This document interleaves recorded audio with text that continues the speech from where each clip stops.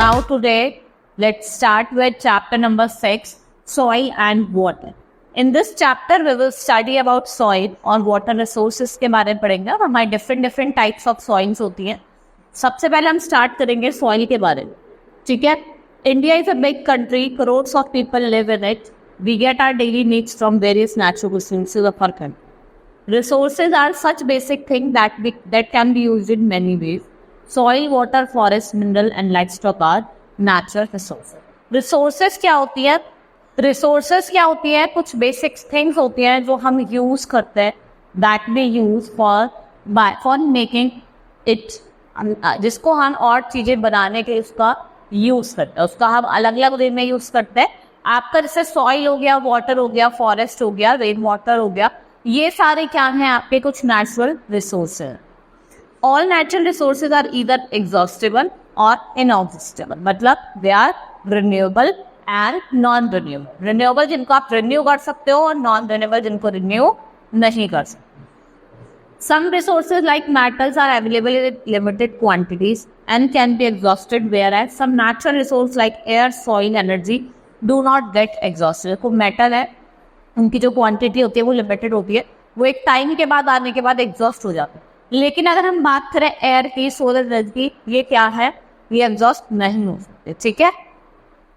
Our country is very rich in natural resources. We use soil to grow cotton, cereals, vegetable, fruits in the fields and gardens. We use water for irrigation, drinking and cooking. देखो water का हम soil की हमें need होती है cotton के लिए grow करने के लिए, सीरियल्स, प्लांट्स, वेजिटेबल, फ्रूट्स, ठीक है? और कहाँ? जब हम गार्डन में करते हैं. और हम वाटर का यूज किस में करते हैं? ड्रिंकिंग में, इरिगेशन में, कुकिंग में, वॉशिंग में. हम किसका यूज करते हैं? Water. We should use the resources wisely and we should not pollute soil and water. Our development depends upon using the resource wisely. जो हमारी डेवलपमेंट है वो किस पे डिपेंड करती है? Using the resource wise. Now soil is the base of our life. It is very important natural resource. We grow cereals, cotton, trees in it are food, clothes and timber.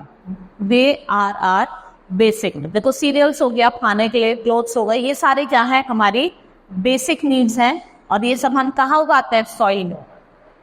Now formation of soil. The crust of the earth is made up of rock. देखो जो crust है हमारी अर्थ का वो rock का बना हुआ है, ठीक है? And the heat and cold gradually breaks up the upper layer of the rock and the rock gradually is break into stones, gravel, sand and clay. और जो पार्टिकल्स ऑफ क्ले होते हैं वो बहुत ज्यादा छोटे होते हैं, स्मॉलेस्ट होते हैं, ठीक है? और वो स्वेल से क्या होता है? बहुत ज्यादा फाइन होता है. Soil forms the top layer of the earth's surface. More or less amount of sand and clay makes up to form the soil. It is generally soft and contain moisture. Rainfall and wind widespread soil over wide area. ठीक है? जो आपका rainfall है और wind है वो क्या करता है? soil को spread करता है. At some places soil is deep and other shallow. All this is very slow process. It takes thousands of years. ठीक है? ऐसा नहीं है कि थोड़े ही टाइम में हो जाता है. फॉर्मेशन जो होता है सॉइल का वो बहुत टाइम लेता है, ठीक है? थाउजेंड्स ऑफ ईयर लेता है. Now kinds of soil. अगर हम प्लेस टू प्लेस की बात करें, सॉइल को हमने डिफरेंट पार्ट्स में डिवाइड करा हुआ है, ठीक है? पहले हम बात करेंगे एलुवियल सॉइल की. ये ग्रे कलर की होती है, ठीक है? और ये जो आपका सिल्ट डिपॉजिट बाय रिवर उससे बने हैं. और जो रिवर निकलती है हमारे माउंटेन से वो large amount of payable, stone, ठीक है, लेके आती है. The river flowing from the mountains carried large amount of soil, sand and clay with them. The soil of northern plain is alluvial. Such soil is found in coastal plains. Alluvial soil is very fertile for growing wheat, maize, sugarcane, tobacco, rice, jute, pulses and oil. ये आपको coastal plains में ज़्यादा मिलेगी इस type की soil. और इस type के soil में हम wheat, maize, ज्वार, tobacco, ठीक है, ये सब उगाते हैं. Next type of soil is desert or sandy soil. The soil is in the western region in the generally sandy. It is not fine. The soil is very fertile. Millets are grown in it, but when irrigated well, it gives food crops of wheat, gram and corn. ये आपको जो western part है आपका desert region का वहाँ मिलेगी, ठीक है? ये बहुत ज़्यादा fertile होगी. हम इसमें मिलेट में आपका ज्वार आ जाता है, बाजरा आ जाता है, ठीक है? इसको उगाते हैं. लेकिन अगर उसको हम अच्छे से इरिगेट करें तब तो वो हमें फूड क्रॉप कौन से देता है? Wheat, gram and cotton. Now black soil. The soil in the northern western part of Deccan Plateau is black. It is formed by the slow breaking of lava. ठीक है, ये आपको western part of north western part of Deccan प्लेटू में मिलेगी. ठीक है, ये जो सॉइल होती है ये form by a slow breaking of lava rock. जो लावा रॉक होते हैं उनकी स्लो ब्रेकिंग से मिलती है. And soil made from these rock is very good for raising cotton and sugar. इस वाली क्रॉप में सबसे अच्छा क्या होता है? आपका cotton and sugar. Now red soil. Except north western part, the other part of Deccan plateau have red soil. ठीक है, और जो रेड सॉइल है वो आपकी रॉक की बनी होती है जिसे हम क्या कहते हैं? लेटराइट. कौन सी रॉक होती है? Late. This soil is red because of iron content. Red soil is useful for growing millets और ग्राउंड. और जो रेड सॉइल होती है वो किसके लिए यूजफुल होती है? For growing millets and ground. ठीक है. Now next is course soil. The soil in the hills is very course. यहाँ पे आपको ग्रेवल्स मिलेंगे और स्टोन्स के पीसेस मिलेंगे. It is good for orchards where fruits are grown. We have done variety of soils. We grow all kinds of crop in our country. Where soil are less fertile, we use manure. जहाँ पे देखो soil कम fertile होती है तो हम manure का use करते हैं, जो किससे बनता है? Decaying of plants and animals. Now fertiliser made from minerals are also added to the soil. और उससे क्या होता है? आपकी जो प्रोडक्शन है वो इंक्रीज हो जाती है. ठीक है, ये आपका alluvial soil, desert soil, black soil, red soil red colour की, और coarse soil. Now we will study about soil conservation. अब हम सॉइल कंजर्वेशन की बात करते हैं. सॉइल ये एक ऐसी लेयर है जो हमारी लैंड सरफेस पे मिलती है. जो टॉप लेयर है सॉइल की वो बहुत ज्यादा फर्टाइल है. Rain water and strong winds carry away the top side. इसको सॉइल इरोजन कहते हैं. और सॉइल इरोजन से क्या होता है? जो आपकी लैंड की या फील्ड की जो फर्टिलिटी है वो डिक्रीज होती है. To check the soil erosion means to conserve soil, we should make some small bandhas around the field. The roots of the grasses, shrubs, trees bind the soil together. Now it is not so easy for water and wind to carry it away. So we should plant more and more trees and plants and grasses on our soil. आपको ज़्यादा से ज़्यादा plants, ज़्यादा से ज़्यादा trees, ज़्यादा से ज़्यादा grass उगानी चाहिए. ठीक है.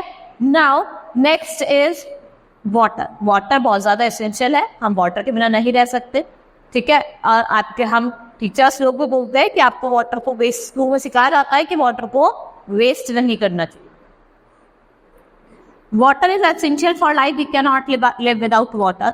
We can not produce anything from soil without water. We use water for drinking, cooking, bathing, washing, cleaning and we irrigate our crop field. ठीक है, हम अपने क्रॉप की जो फील्ड होती है उसको भी क्या करते हैं? इरिगेट करते हैं with the help of water.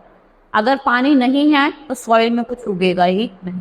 Soil क्या है? बहुत ही ज्यादा इंपॉर्टेंट चीज. Now water for irrigation. The best means of irrigation is rain, but rains are not certain. It rains only few months a year. Other main sources of water for irrigation farm are wells, tubewells, tanks. देखो rain वैसे important source मानी जाती है, लेकिन आप एक चीज बताइए, ऐसा तो पॉसिबल है नहीं कि हमेशा बारिश रहेगी. वो कुछ फ्यू मंथ्स से होती है. तो हम किस पे डिपेंड होते हैं? वेल्स पे, टैंक्स पे, सीज पे, ओशंस पे डिपेंड होते हैं फॉर वाटर फॉर इरिगेशन.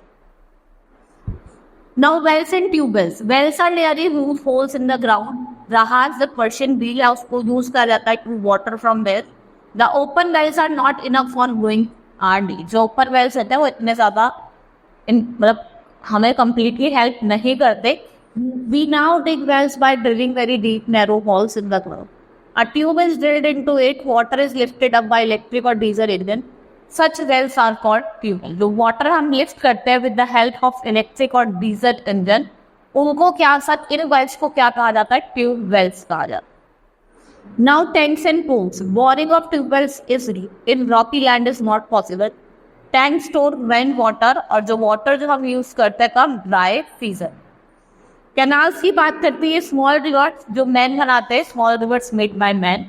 ठीक है. Canals are dug to divert a part of river water to distance far. ठीक है. जो कैनाल्स होता है वो किसको डग करता है? वाटर को डाइवर्ट करता है. Now water for domestic purpose. People live in village get water from rivers, ponds and wells. The villagers also bath and wash their clothes in the ponds and river. Even they bath their animals in the same ponds and river. देखो जो villagers होते हैं वो उसी पानी में नहाते हैं, अपने एनिमल्स को भी नहलाते हैं, धुलाते हैं. ठीक है, वो किस पे डिपेंड होते हैं? वो रिवर्स पे, पॉन्ड्स पे, लेक्स पे डिपेंड होते हैं वाटर के। The water of the well is good but they are open, people bath and wash near them, this makes your water dirty and dirty water has germs and germs make people sick. देखो water, open water good होता है, good नहीं होता है, ठीक है। देखो लोग वहीं पे नहा रहे हैं, वहीं कपड़े धो रहे हैं, उस पानी को कर रहे हैं डर्टी कर रहे हैं, and it's not safe for drink, ठीक है। अगर आप उस पानी को पियोगे तो आप बीमार हो जाओगे और यू मे गेट सिक।